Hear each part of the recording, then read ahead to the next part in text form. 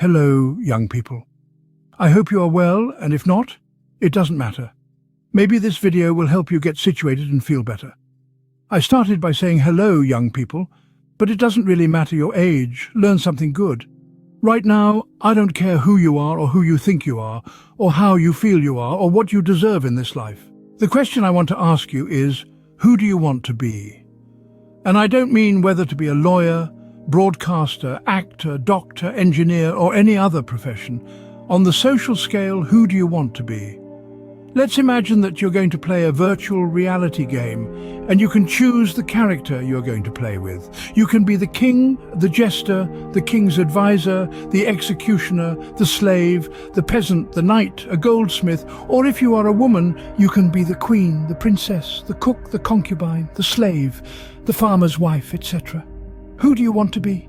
They all have their pros and cons. The more responsibilities, the more luxuries you can enjoy. Well, if you are a slave, you only have the bad, hard and tiring work, and your reward is food and sleep. Your master may not even let you have a partner, and if you are a woman, he will probably send you to copulate with another slave that he selected to continue having large, strong and docile slaves that serve him well.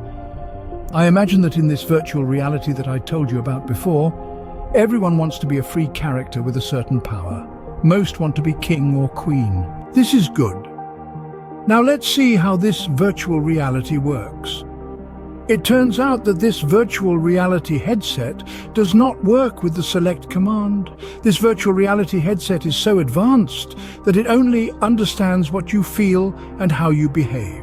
When you put on the helmet, you appear in this new reality totally naked. The thing is that if the other players see you naked and afraid, they will take you as a slave and take advantage of you. And you, seeing how they treat you, will accept that reality, when in reality you have the freedom to change your character all the time.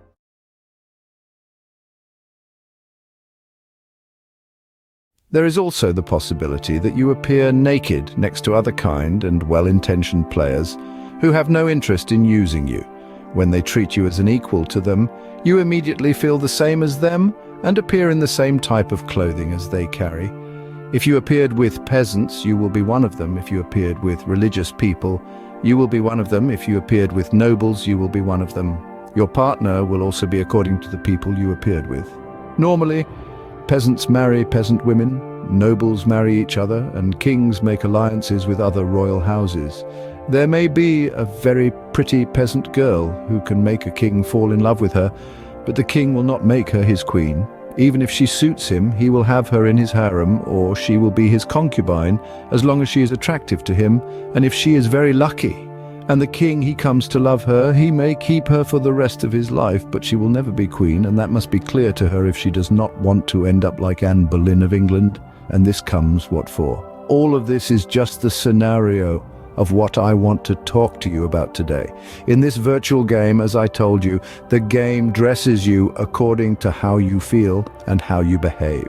You may have started off badly as a slave or with the lowest position you had any idea existed. For example, you may have started out as a slave to a peasant and you know nothing but your life as a slave, and you can see and imagine what it would be like to be the peasant and not the slave.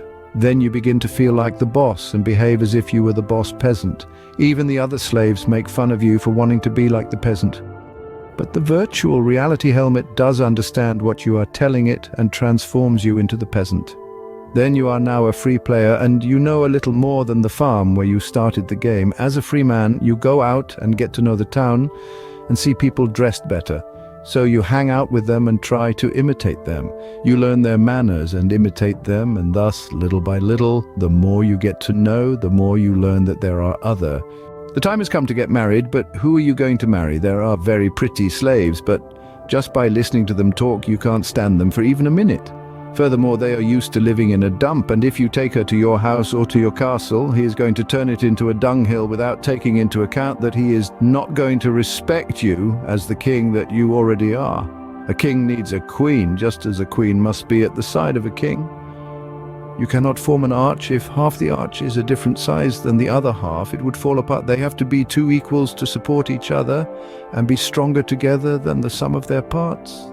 You want to marry a queen, behave like a king. You want to marry a king, Behave like a queen.